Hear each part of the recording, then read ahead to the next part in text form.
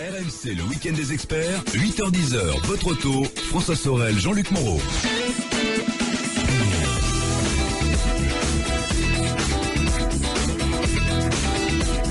C'est RMC, c'est le week-end des experts. Mille excuses, Jean-Luc, c'est vrai que je vous taquine.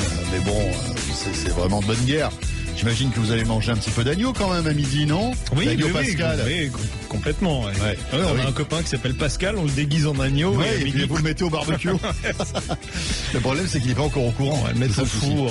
Et oui. Alors on attaque notre deuxième partie dédiée à l'automobile. Vous le savez, l'auto c'est chaque dimanche 8h-10h sur RMC. Et pour ce deuxième acte, on va se concentrer sur les mandataires qui ont complètement bouleversé en fait le marché de l'automobile ces dernières années. Ça a commencé sur le web. Il y a eu aussi quelques dérapages. On s'en souvient, Jean-Luc. Au tout début de ce rendez-vous auto, il y a eu. On va en parler. Il y a eu quelques. Vous savez, comme dans toutes les professions. Bugs. Au début, quand on se rend compte qu'il y a de l'argent à faire, il y a quelques personnes mal intentionnées, on va dire ça comme ça, des escrocs, quelques chiens galeux, des escrocs qui essaient de profiter de l'aubaine, donc qui s'engagent dans la brèche, et puis il y a des mais maintenant le automobilistes marché est bien structuré. Oui, ça a été quand même pas mal épuré, mais c'est vrai que les mandataires ont plutôt le vent en poupe. Le marché automobile redécolle en Europe, et ceux qui profitent le mieux justement de cette augmentation des ventes, ce sont les mandataires. Je vais y arriver. Les mandataires. Oui, les mandataires. Les mandataires. Les mandataires. Ouais, les mandataires. Alors déjà, qu'est-ce que c'est qu'un mandataire? Écoutez, c'est une bonne question. C'est la première question. Et cette première question, on va la poser à notre Jonathan premier Luc, invité, qui est Jonathan Luc, exactement. Bonjour, monsieur. Bonjour Jonathan, fondateur du site mandataire-auto.com. Jonathan, un mandataire, c'est quoi? Alors un mandataire, c'est un vendeur automobile, un peu comme un concessionnaire, simplement qui propose des véhicules qui proviennent d'Europe, soit de concessionnaires, soit de distributeurs automobiles. Et il y en a aussi beaucoup qui proposent des véhicules de déstockage de concessionnaires français. D'accord, donc c'est plus forcément, le terme mandataire aujourd'hui est un petit peu galvaudé parce qu'il y a des gens qui n'ont plus vraiment la profession de mandataire, qui sont des courtiers et qu'on appelle quand même mandataires. Voilà, c'est ça, c'est exactement ça. Et comment se découpe le marché aujourd'hui? Combien de voitures viennent par exemple de l'Union européenne? Combien viennent de la France? On a une idée ou pas? C'est vraiment difficile à quantifier. D'accord. Il y a des mandataires qui se fournissent exclusivement en France, d'autres d'Europe, et d'autres qui font un peu un mix des deux. Mais comment arrive-t-il à avoir justement ces voitures venant d'autres concessionnaires? C'est que ces concessionnaires-là n'arrivent pas à les vendre et donc les bradent, c'est ça?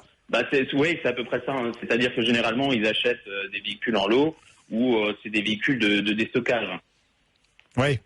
Dites-moi, Jonathan, tout à l'heure, on évoquait les mandataires un petit peu véreux qui étaient apparus il y a une dizaine d'années sur le marché. Aujourd'hui, on en est où à ce niveau-là? Il y a eu des escroqueries, c'était des escroqueries à la TVA, c'est ça? Ouais. Alors ça, c'est surtout sur les véhicules d'import d'occasion qui proviennent d'Allemagne. Et dont la facturation ne passe pas directement de France, d'Allemagne en France, mais transite soit par l'Espagne, soit par la Slovénie ou encore la Roumanie. Et donc ça leur permet en fait de transformer le prix hors taxe d'Allemagne en passant par exemple par l'Espagne, qui devient après TTC. Donc c'est tout simplement une fausse facture et qui permet après d'économiser à peu près 20% sur le prix du véhicule. D'accord. Comment ça se passe d'ailleurs si vous êtes victime de ce genre d'arnaque? Les douanes peuvent vous demander de payer la TVA? C'est comme ça que ça se passe? C'est à peu près ça. C'est-à-dire que lors de l'établissement du quitus, généralement c'est le mandataire qui le fait. Il y a certains centres des impôts qui ne sont pas très bien formés par rapport à ça et qui valident quand même le quitus. Mais ce qu'il y a, c'est que pendant les 3 ans, les services fiscaux peuvent revenir soit chez le mandataire, soit chez le particulier pour réclamer la TVA. Jonathan, on explique juste rapidement ce que c'est le Titus. Le quitus, parce qu'on n'est pas tous forcément... Titus, parce que Tifus, je sais ce que c'est. Vous nous avez tous contaminés, Jean-Luc. Et Titus, vous regardiez quand vous étiez petit, il y avait un Titus dessin et animé. Non, c'était pas Titus et Grominet, pardon. Non, en fait, le quitus, c'est un document qui doit être validé au centre des impôts, qui indique que la TVA est bien acquittée sur le véhicule. D'accord. On va quand même préciser, Jonathan, que si on achète un véhicule neuf, il peut pas y avoir de fraude à la TVA. Alors pas dans pas dans ce système-là, mais on a l'exemple sur mandatairauto.com de clients qui ont acheté des véhicules neufs à des mandataires où la TVA n'a pas été payée. Allons bon. Ouais. Comment alors, est-ce qu'il y a un moyen de savoir si réellement la TVA a été acquittée par le mandataire quand on est client? C'est compliqué? Ouais, c'est vraiment très compliqué. C'est-à-dire que quand vous achetez une voiture d'occasion à un mandataire, il faudrait lui demander une copie du quitus et de regarder la provenance du véhicule et essentiellement aussi le prix. Bon, après c'est un peu compliqué pour le mandataire de laisser le prix d'achat affiché, mais à partir de là, on peut essayer de comprendre ce qui s'est passé. D'accord, très bien. Alors, Jonathan, Jean-Luc, on revient dans un instant, on va poursuivre sur les mandataires. On va voir quelles économies on peut faire en passant par un mandataire. Savoir si c'est vraiment... on a avec nous un journaliste d'AutoPlus, Pierre Audemars, qui nous dira dans les filières pour aujourd'hui faire de bonnes affaires dans le milieu de l'automobile, est-ce que les mandataires... C'est la meilleure filière. On aura aussi quelques exemples de prix avec Jonathan. Et puis ensuite, on interrogera des mandataires pour leur demander comment ils font pour arriver à proposer des tarifs comme ça. Voilà. Donc n'hésitez pas, si vous voulez réagir et poser vos questions concernant les mandataires. On aimerait bien aussi avoir vos témoignages. Vous avez acheté un véhicule par le biais d'un mandataire. Comment ça s'est passé? Racontez-nous, dites-nous, 3216 auto@rmc.fr si vous nous joignez par mail. N'oubliez pas votre numéro de téléphone pour qu'on puisse vous rappeler dans la foulée. À tout de suite. Le week-end des experts sur RMC, votre auto. RMC, le week-end des experts, 8h-10h, votre auto, François Sorel, Jean-Luc Moreau. Voilà, 9h18, c'est RMC, le week-end des experts, l'automobile. Jean-Luc Moreau à mes côtés. Notez que dans une dizaine de minutes, on retrouvera la météo et les infos. Et à partir de 10h, ce sera les GG du sport, bien sûr, comme chaque samedi et dimanche.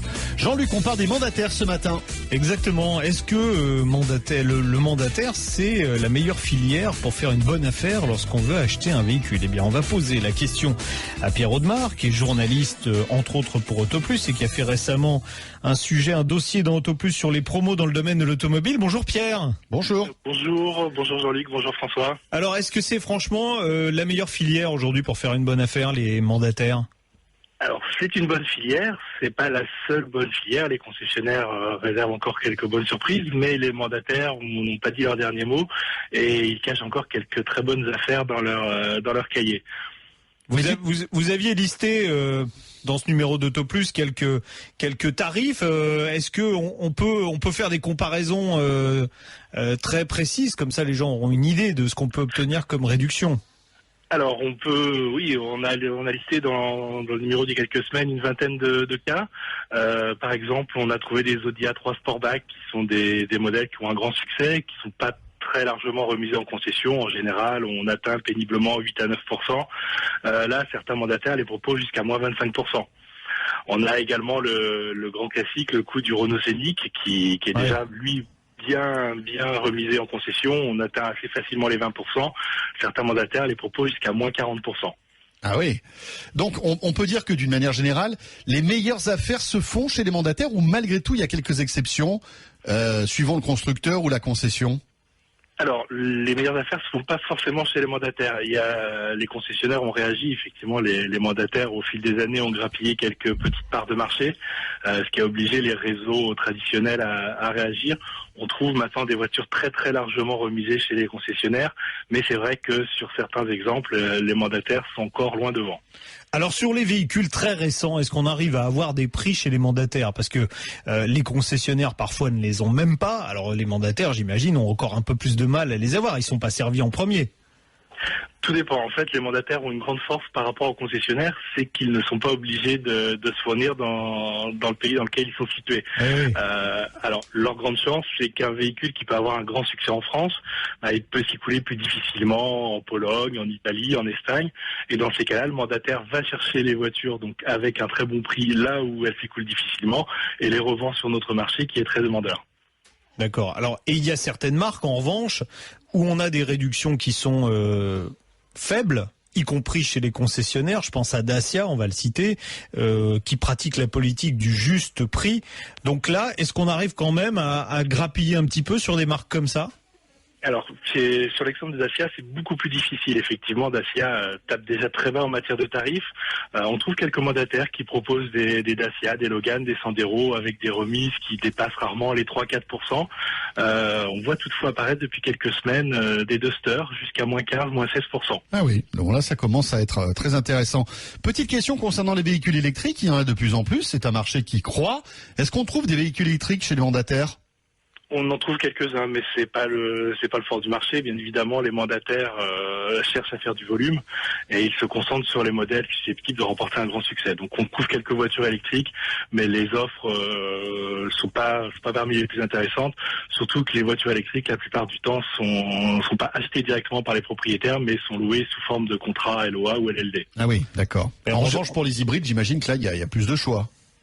Là, il y a plus de choix. On trouve des 3008 hybrides 4 qui sont très largement remisés. On atteint facilement les 25% de remise et plus.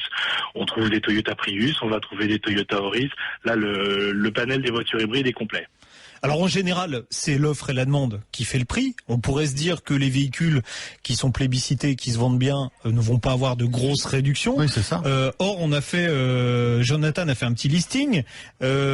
Une Peugeot 208, on arrive à avoir quand même des super prix, Jonathan. Ah oui, carrément. Sur la 208, on arrive jusqu'à moins 26% de remise. Mais bon, il n'y a pas que le 208, c'est un peu sur tous les modèles. Sur la Golf 7, on arrive jusqu'à moins 37%. Et sur le dernier C4 Picasso, jusqu'à 45% de remise. Et malgré le fait que ce sont des véhicules qui ont du succès, donc c'est pas la mévente qui fait qu'on peut avoir de super tarifs. Exactement. C'est une généralité pour tous les véhicules. Comment c'est possible ça ? C'est assez compliqué à dire. Oui, personne va nous donner la réponse en fait. Hein. C'est à peu près ça. On va essayer de la poser aux mandataires qu'on aura juste après la coupure info. Mais on va essayer de leur demander comment ils arrivent à avoir ça. Mais malgré tout, on peut imaginer qu'une voiture qui qui ne rencontre pas véritablement le succès escompté, elle sera encore plus discountée justement ou pas ? Oui, carrément. Sur certains modèles comme la Laguna, on arrive de mémoire jusqu'à moins 46% sur certaines versions. Ah oui, la Laguna à moins 46, c'est violent hein, quand même. Hein. Ah oui, mais ça fait déjà un moment qu'on arrive à avoir des tarifs très intéressants sur la Laguna. Bon, ça veut dire déjà que Renault avait une marge qui était un peu plus importante sur la Laguna. Ouais, et qu'ils ont été un petit peu optimistes aussi. Ouais, certainement. En matière de volume de production, ils avaient peut-être vu un petit peu grand, effectivement. Jonathan, quel est le top 3 des voitures les plus remisées actuellement ? Alors, en top 3, top déjà 5, c'est comme vous voulez. Dans les premières, on arrive déjà la Renault Clio. Là-dessus, on arrive à moins 30%, par exemple chez Elite Auto, Auto US et Aramis Auto. Alors que c'est la voiture la plus vendue en France, on est bien d'accord. C'est la voiture la plus vendue en France en 2014. Et par exemple, sur la DCI 90 en finition intense, on est à moins 28% chez des Griff Cars, Autoconfiance et Automobile GM. D'accord. Ah oui. Donc la Clio, ensuite ?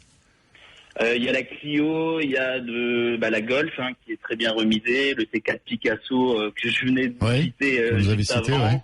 Vous avez un comparateur d'ailleurs, parce qu'en fait chaque mandataire évidemment propose des tarifs, mais est-ce qu'il y a moyen de comparer les tarifs des mandataires ? Oui, tout à fait. Justement, on a un site mandataire-autoneuve.fr sur lequel on recense 14 mandataires. Où donc ils ont tous leurs véhicules qui sont référencés sur le site, et ce qui permet aux internautes de comparer un véhicule un mandataire par rapport à un autre en fonction d'un véhicule choisi. Et les voitures premium, les BMW, les Mercedes, etc., on peut faire de bonnes affaires aussi chez les mandataires ? Tout à fait. D'accord. Mais avec des réductions tout aussi importantes que pour une Clio ou une Laguna, comme on évoquait tout à l'heure ? Alors c'est un peu plus une remise un peu moins importante, mais on arrive quand même à des tarifs moins 35% sur une série 1, moins 25% sur la nouvelle A3. Donc les remises sont aussi présentes sur les véhicules allemands, mais un peu moins que les modèles français. Est-ce que François peut aller sur le site d'un mandataire pour choisir mon prochain cadeau de Noël, par exemple j'ai eu une Aston Martin? Je dis ça au hasard. Ouais. On vous entend plus, Jean-Luc. J'aurais pu dire Bentley ou Ferrari. Jonathan, vous ne l'entendez plus, c'est normal, vous passez sous un tunnel. Je sais ce que c'est. Non, mais il y a certains constructeurs qui pratiquent une politique uniforme de tarifs en Europe. Je vais citer Porsche. c'est un exemple au hasard. Comment les mandataires, est-ce que les mandataires peuvent d'abord proposer des tarifs sur des véhicules de cette gamme-là? Et si oui, comment ils peuvent faire? Alors là, c'est vrai que sur des véhicules très haut de gamme, c'est assez compliqué pour un mandataire de les avoir. Mais par exemple, sur Mandataire Autoneuve, on avait un mandataire qui proposait des Porsche à moins 10, moins 20% sur certaines versions. Puis moins 20% sur une Porsche, ça commence à chiffrer un peu. On peut s'acheter une Mini en porte-clés derrière. C'est ça. Ouais. Jonathan, Pierre, vous restez avec nous. Bientôt 9h30. On va retrouver la météo et les infos.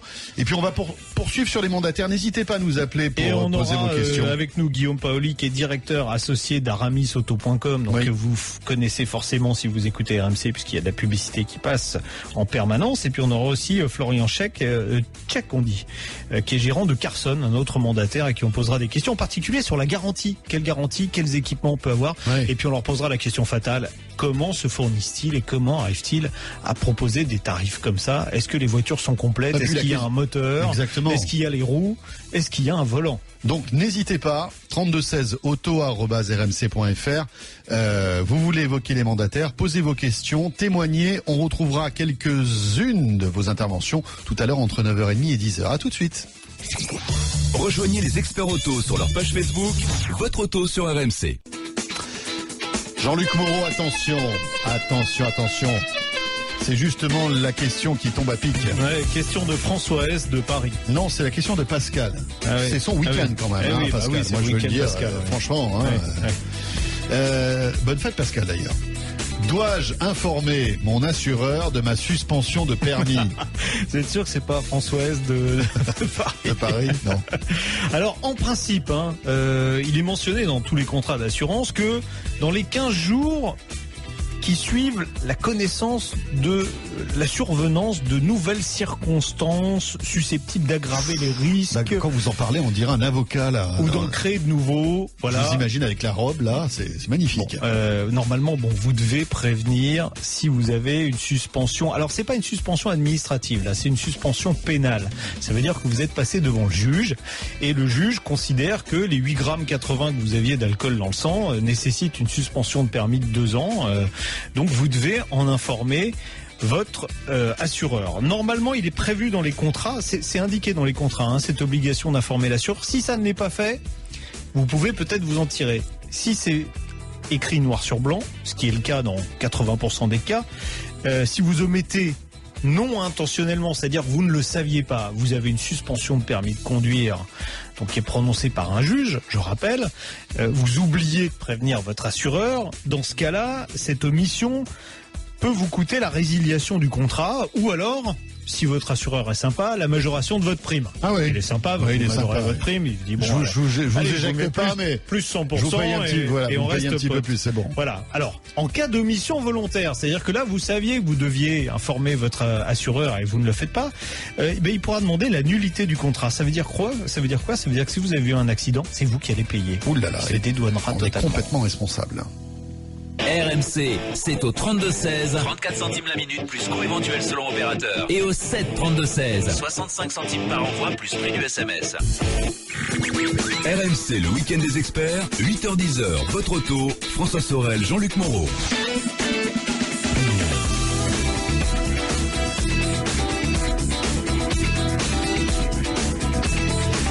Voilà, c'est le week-end des experts sur RMC, 9h35 jusqu'à 10h. L'auto et un spécial mandataire avec nos invités, Jonathan Luc, qui représente le site mandataire-auto.com. Nous avons aussi Pierre Audemars, Guillaume Paoli qui va nous rejoindre dans un instant. Et puis vos témoignages, vos questions au 32-16. Ils sont nombreux, ces témoignages. Et Jean-Luc, je vous propose d'écouter le témoignage de Nicolas, qui nous a appelé au 32-16. Bonjour Nicolas. Bonjour Nicolas.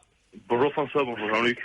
Alors vous avez acheté Nicolas, une Renault Mégane coupée Bose. C'est ça, exactement. Il y a 2 ans de ça, je cherchais un petit peu pour trouver un prix assez attractif. Je n'étais pas vraiment parti sur un modèle précis. Et puis mon oncle avait fait l'expérience pour acheter un Peugeot RCZ quelques années avant, donc il y a 2 ans de ça, j'ai contacté le même site. Étant de Marseille, je suis allé chercher la voiture à Lille, donc chose agréable, le voyage était remboursé par le mandataire. Ah oui, quand même, c'est ça, sans aucun problème, il a fallu juste que je donne mon billet de train, ou si ça avait été l'avion éventuellement. Et après, j'ai fait le rodage, on va dire, sur la route pour faire Lille-Marseille. Bah, c'est pas mal. Et alors, aucune déception, Nicolas, tout s'est bien passé. Ouais, parlez-nous du prix surtout, Nicolas, parce qu'elle valait combien cette voiture et vous l'avez payé combien? Alors, donc sur le catalogue Renault, elle est elle était à environ à 29 000 euros. Oui.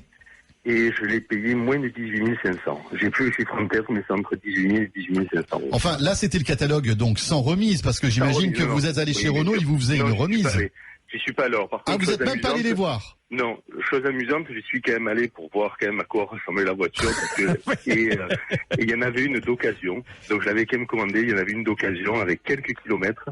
Je crois que c'était entre 10 000 et 15 000 kilomètres qui était à 24 000 euros. Ah, donc elle était plus chère que la voiture neuve que vous avez achetée à 18 500. Ah ouais, ça pose un problème quand même. Ouais. Nicolas, dites-moi, est-ce que vous avez eu des soucis derrière pour l'entretien de votre véhicule? C'est une question qu'on posera au mandataire, mais c'est vrai que les concessionnaires, quand ils voient arriver une voiture qui vient de chez un mandataire, ou plutôt qui vient pas de chez eux, en général, ils se font un peu tirer l'oreille pour faire l'entretien. Ça a été le cas ou pas? Non, je l'ai mené pour la première révision chez Renault, donc il y a 1 an de ça, et je n'ai eu absolument aucun problème. Voilà, on vous a pas regardé bizarrement, absolument, etc. Rien du tout. Rien du tout. La voiture, si je dis pas de bêtises, venait de Belgique, puisqu'il y avait elle avait l'accent à l'intérieur. Ouais, exactement, c'est ça, ouais. Une fois. Alors, il y avait un extincteur à l'intérieur. Et c'est ce que m'avait dit le mandataire, mais je n'ai eu aucun problème sur la voiture. Et ce qu'il y avait au dossier agréable, j'étais sur le site, sur ce site qui venait de Lille, chez ce mandataire lillois, et j'ai dû payer 500 euros d'avance. Donc c'est vrai qu'il y avait d'autres mandataires qui demandaient un peu plus d'argent. Là, je me suis dit il y avait mon oncle qui avait une expérience avec un Peugeot RCZ déjà qui s'était bien passé. Je me suis dit au pire si ça se passe mal, je n'y suis que de 500 euros. Ouais, c'est clair. Nicolas, vous avez pu choisir la couleur, les options, tout ce que vous vouliez, ou alors le véhicule était déjà sur parc? Alors non, le véhicule n'était pas sur parc, il était un arrivage et c'était une promotion, donc moi j'ai choisi la Mégane. Oui, c'était série Bose, donc d'accord. Voilà, je n'ai pu choisir que la couleur. D'accord. Mais c'est quand même génial parce que vous vous retrouvez avec une voiture assez sympa, bien équipée j'imagine. Oui, totalement. Oui. Série limitée Bose avec un super son, j'imagine. Voilà. Même Jean-Luc a une belle voix dans ce véhicule, hein. Nicolas, quand vous écoutez la radio, quand vous écoutez RMC. Ça, c'est terrible. C'est quand même une prouesse. Ouais. Je suis chez moi pour écouter la suite, je vais descendre dans la voiture. Attendez, non mais moi, troisième sous-sol. Mais souvent on est mieux dans sa voiture pour écouter la musique qu'à la maison, hein. Ça dépend ce que vous avez à la maison comme installation audio, mais c'est vrai qu'il y a des véhicules. On parlait il y a pas longtemps là du nouveau Volvo XC90. Je vous assure qu'à l'intérieur, c'est réellement une salle de concert. Hein. Il y a 1400 watts d'amplification et même la carrosserie sert de caisse de résonance pour les basses. C'est absolument incroyable. Eh bien, merci Nicolas. Ben voilà, une expérience heureuse de mandataire. En tout cas, si vous, tout comme Nicolas, vous avez été content, ou si vous n'êtes pas content, ça s'est pas bien passé, dites-le nous, appelez-nous. Expliquez-nous comment. Voilà, 3216 ou auto@rmc.fr. On a Guillaume Paoli avec nous, qui est directeur associé d'aramisauto.com. Bonjour Guillaume. Bonjour à tous. Bonjour. Alors depuis tout à l'heure, on entend des moins 20, moins 30, moins 40, moins 45%. Comment vous faites? Alors comment on fait? Il n'y a pas vraiment de mystère en fait. L'industrie automobile, il y a des usines qui produisent des voitures et elles sont ensuite distribuées dans différents pays. Il y a toujours un maillon de la chaîne entre les 30 marques et les 30 pays à peu près qui composent l'Union européenne, où il y a des voitures qui sont en surnombre. Et notre métier, c'est de les identifier, de les acheter en lot ou d'aider les concessionnaires à faire leurs objectifs, évidemment en payant des tarifs remisés, et ensuite de les ramener en France et de les proposer à nos clients avec un modèle économique, on va dire, à coût bas. Et vous arrivez, parce que vous avez quand même le transport en supplément, et vous arrivez malgré ça à avoir des tarifs qui sont plus bas que ce que vont acheter les concessionnaires en France parfois. C'est ça qui est complètement incroyable. Ça peut arriver. Alors en fait, c'est assez complexe parce que les concessionnaires n'ont pas dit leur dernier mot. Il y a souvent des aides à la reprise, donc chaque opération est un petit peu différente. Sinon, on ferait toutes les ventes du marché, ce qui n'est pas du tout le cas. Mais oui, on arrive mais quand vous achetez plusieurs dizaines de voitures, ou vous engagez sur plusieurs dizaines de voitures, voire plusieurs centaines, et que vous les ramenez en France. D'ailleurs, certaines on travaille aussi avec des concessionnaires français. C'est ce que j'allais vous dire. Vous avez du déstockage français aussi, j'imagine, Exactement. dans ce que vous proposez. Donc ça, c'est sur la partie vraiment voiture neuve. On est en mesure de proposer des tarifs intéressants. Alors, évidemment, ça dépend. On a des tarifs plus intéressants sur les voitures qui sont en milieu de vie ou en fin de vie que sur les voitures qui viennent juste d'être lancées. C'est la loi de l'offre et la demande. Est-ce qu'il reste malgré tout aux concessionnaires on va dire le privilège d'avoir les derniers modèles, les dernières voitures qui viennent de sortir avec les dernières options, ou est-ce que vous aussi vous pouvez répondre aux exigences de certains consommateurs qui veulent ces voitures-là? C'est très très variable. Parfois on arrive à les avoir pratiquement tout de suite. Quand c'est le cas, c'est qu'en général il y a eu dans la chaîne, on s'est un peu enflammé sur les objectifs. Quand c'est sur un modèle très très récent, et parfois il faut attendre 1-2 ans pour qu'on puisse avoir les voitures. Exemple de la Fiat 500 par exemple, au début on n'en avait pas du tout. Oui, parce que en fait les réseaux Fiat n'arrivaient pas à fournir, donc forcément vous êtes au bout de la chaîne, donc vous n'en aviez pas, c'est ça? On en avait très peu au début ou pas du tout, et puis au fur et à mesure c'est arrivé, et maintenant on en a à la vente. Est-ce que vous pouvez garantir les délais quand on vous commande un véhicule? Alors oui, on peut garantir les délais. Après, je peux pas. Tout dépend. Effectivement, si je vous réclame aujourd'hui un BMW X3 qui est en reliquat à 4 mois ou 6 mois chez BMW, j'imagine que vous n'allez pas pouvoir me le proposer avant. Oui, disons que nous, on est un amitié logistique, donc on livre la grande majorité de nos clients à l'heure. Ça peut arriver on ait un petit peu de retard, et dans ce cas on informe le client. Il y a différents cas. Quand c'est un véhicule qui est déjà chez un partenaire, ça va relativement vite. Quand c'est sur un véhicule en commande d'usine, on a peu ou prou les mêmes délais qu'un concessionnaire traditionnel, avec peut-être une semaine de plus de délai. Guillaume, comment réagissent les concessionnaires qui évidemment se sentent quand même un peu en concurrence avec vous, ce qui est tout à fait logique. Est-ce que malgré tout, ils répondent parfois à ce ping-pong de baisse de prix et de remise? Est-ce que parfois les concessionnaires arrivent à s'aligner à vos tarifs?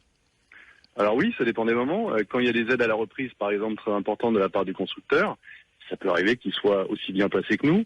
Il y a différents types de clientèle aussi. Il y a des clients qui veulent vraiment choisir chaque option, chaque élément. Nous, on n'a pas forcément tout le choix des concessionnaires. Nous, on a plutôt des bonnes relations avec les concessionnaires. Pourquoi? Déjà parce que eux gagnent surtout de l'argent en après-vente plutôt que sur la vente de voitures neuves.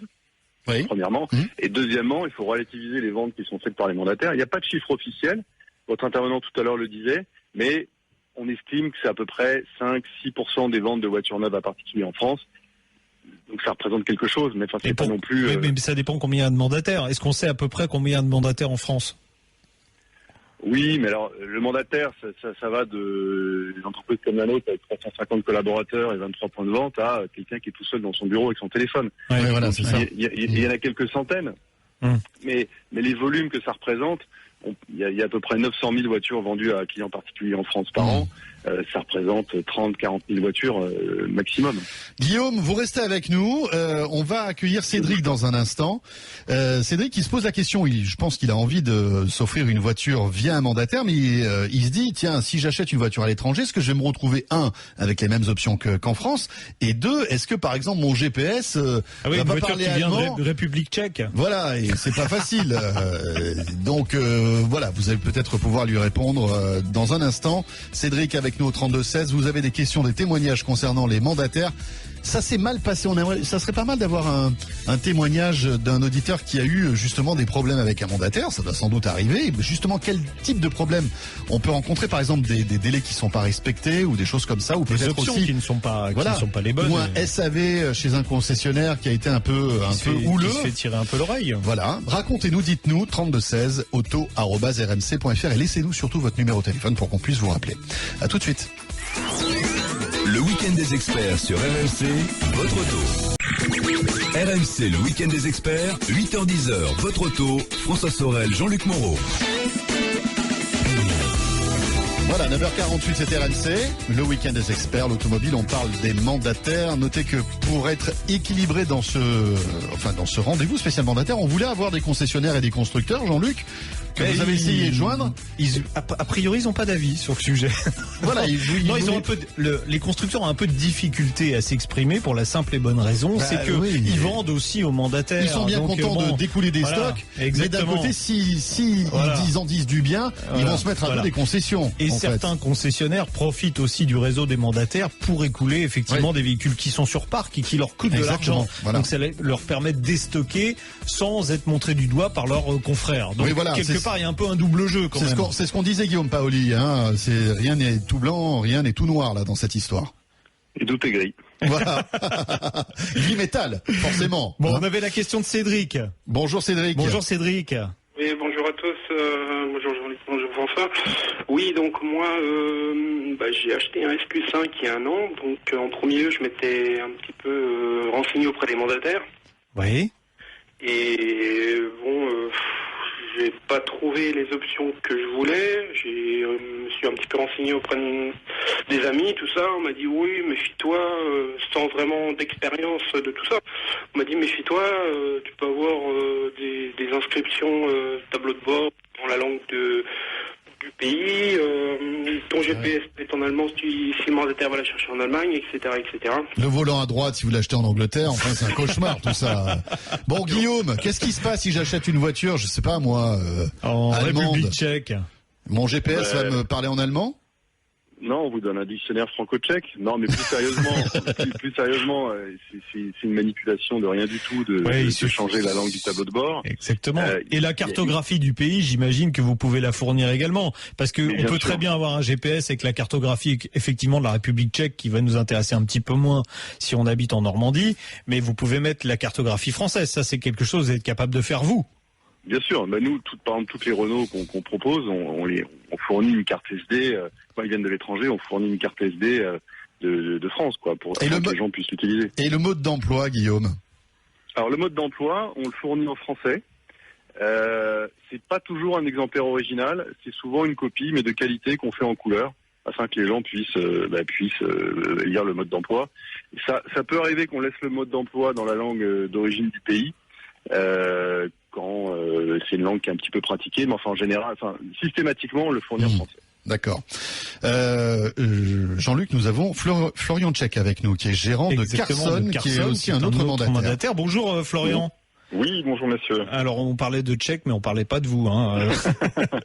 Non, dites-nous, est-ce que les véhicules que vous vendez ont des options qui correspondent à celles du marché français? Parce qu'on a une auditrice, c'est ça, qui a acheté un véhicule qui provenait d'Espagne. Alors on va peut-être lire son témoignage. Elle nous dit qu'elle a acheté une Polo espagnole qui n'existait pas en France et elle s'est retrouvée embêtée à la revente parce que ce véhicule n'existait pas en fait. Ce modèle n'existait pas en France et donc si vous voulez, elle a un peu de mal à trouver la valeur Argus. Et à la valoriser.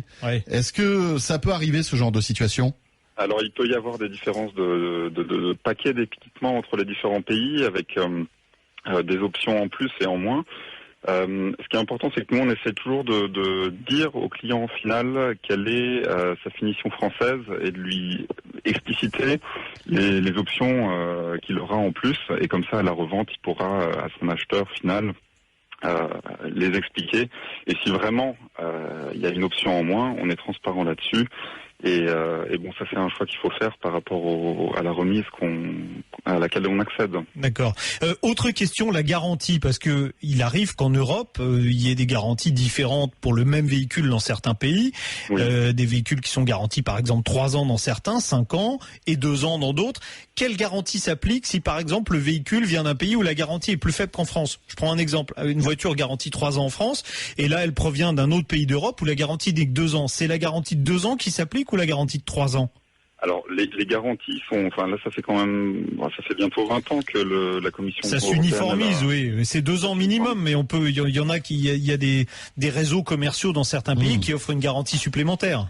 Alors elle est valable, toutes les garanties de base ou même commerciales au-delà de la durée sont obligatoirement depuis une vingtaine d'années valables dans l'ensemble de l'Union européenne. Donc au même titre qu'un Français va partir en vacances en Espagne, sa garantie française sera valable. L'inverse est vrai aussi. D'accord. Donc pas de souci de ce côté-là. Et donc le garagiste acceptera la voiture sans rechigner. Voilà, il sera obligé en fait de s'en occuper, c'est ça? Il sera obligé et comme le disait Guillaume Paoli, c'est quand même aussi là-dessus qu'il gagne d'argent. Aussi leur argent aujourd'hui. Hein. Ouais. Non, enfin, mais quand la voiture est sous garantie, ils gagnent pas beaucoup d'argent. Alors, ils en gagnent quand même, mais en effet.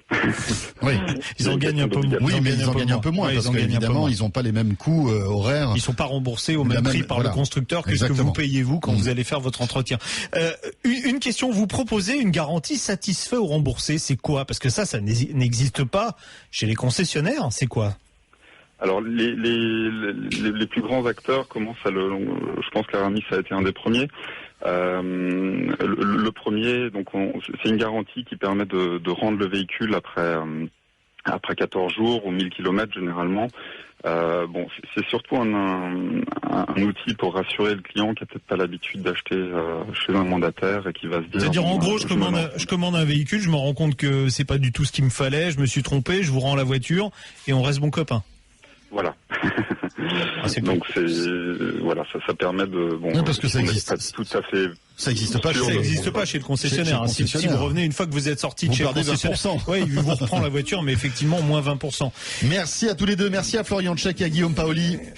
Sujet intéressant en tout cas. Oui, on pourra en reparler. On pourra reparler des reprises, des financements, on pourra parler des voitures d'occasion.